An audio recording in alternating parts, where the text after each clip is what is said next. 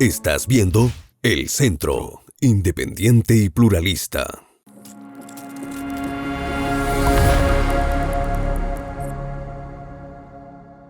Hola amigas y amigos del Centro, buenas tardes. Hoy tenemos un nuevo capítulo de Ciencia con Doc. Hoy les hablaré sobre historia de la química, específicamente sobre los 4 elementos y algunas de sus curiosidades. Los 4 elementos y algunas de sus curiosidades. En el siglo VII a.C. aproximadamente, los filósofos griegos intentaban buscar la explicación de qué estaba hecho la materia.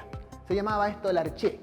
Por ejemplo, Anaximandro dijo que la materia inicial era lo que no tenía fin, que se llamaba del griego apeiron.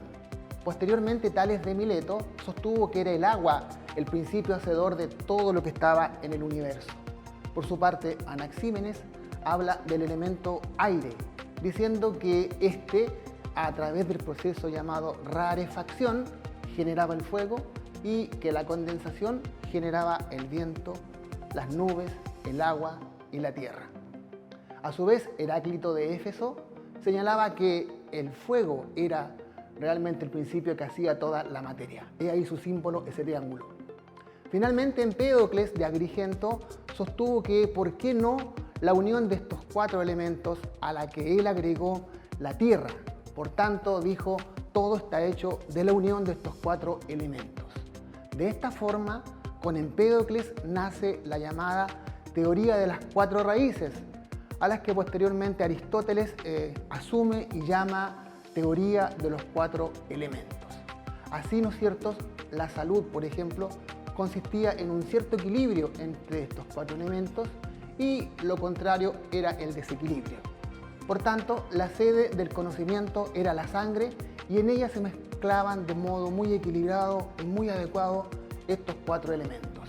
Así, por ejemplo, el fuego era a la vez caliente y seco, así como el agua era a la vez fría y húmeda.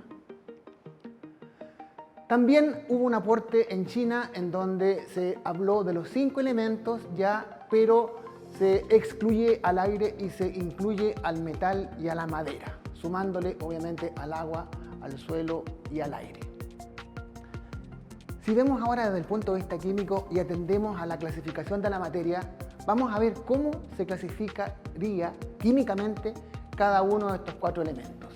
Tenemos que partir del siguiente criterio, que un elemento es aquella sustancia pura que está formada por átomos de la misma clase, por ejemplo el cobre, por ejemplo el oro.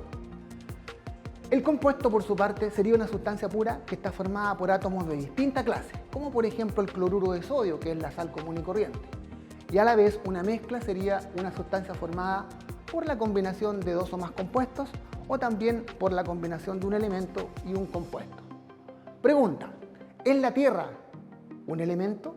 Es ahí su símbolo de los griegos. Pues bien, ¿qué encontramos en la Tierra?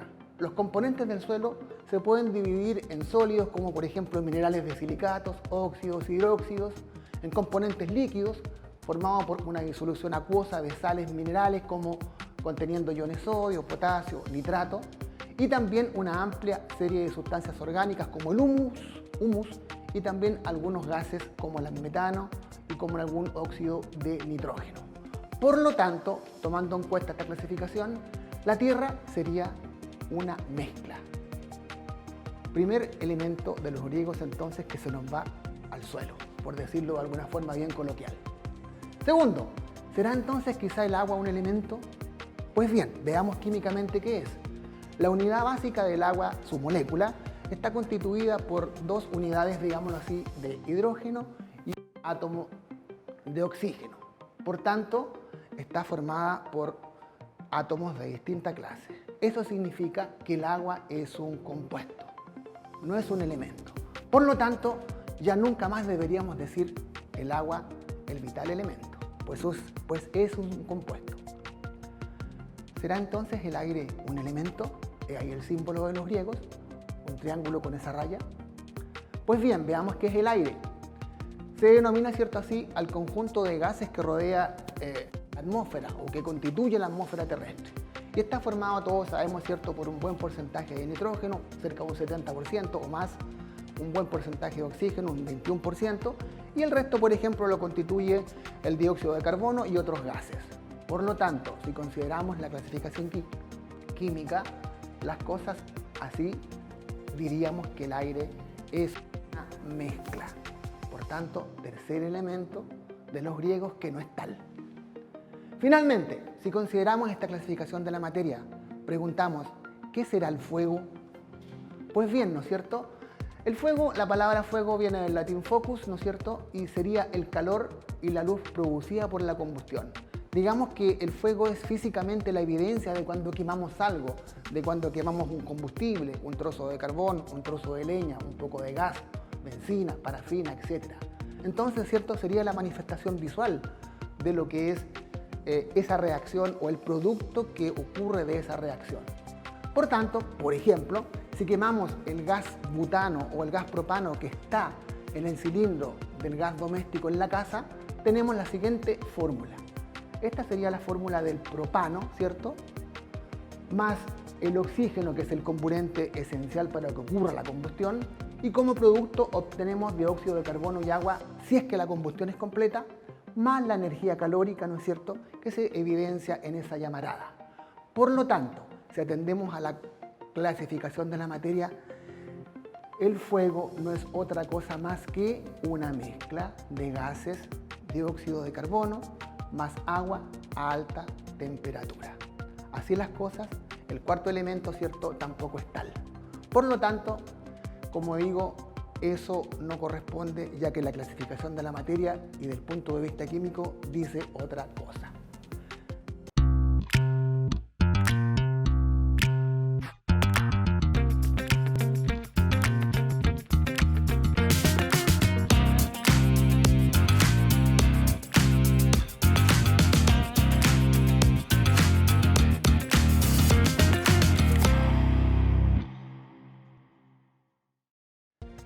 Y una pequeña curiosidad, ya que dijimos curiosidades, vamos a hacer una pequeña conexión referida a una o a uno de estos cuatro elementos.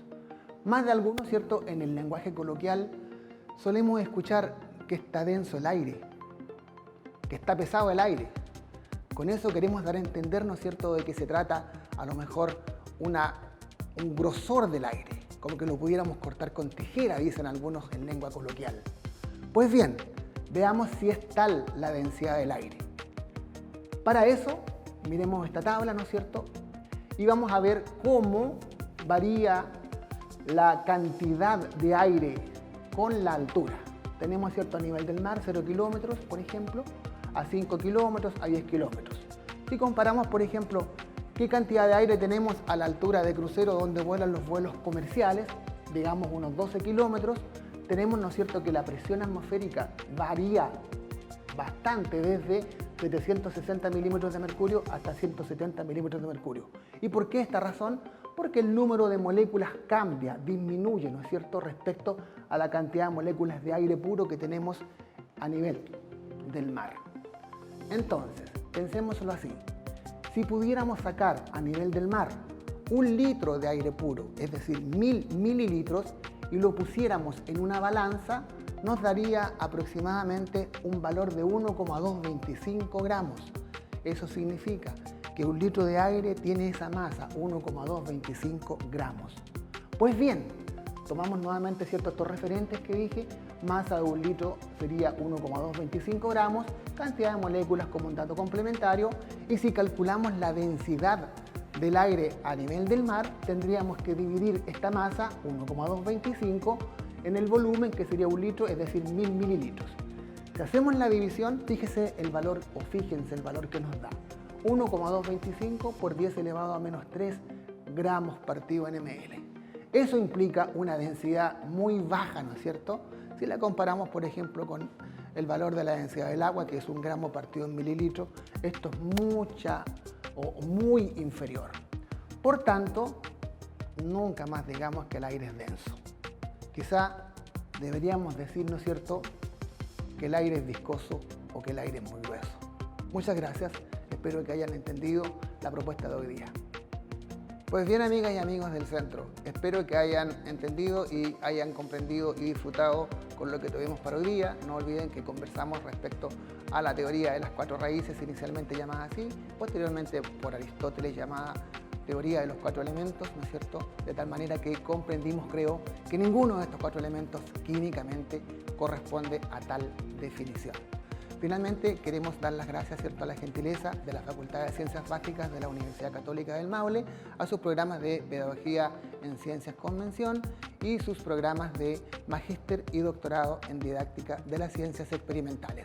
Nos vemos el próximo lunes en un nuevo capítulo de Ciencia con Doc. Hasta pronto.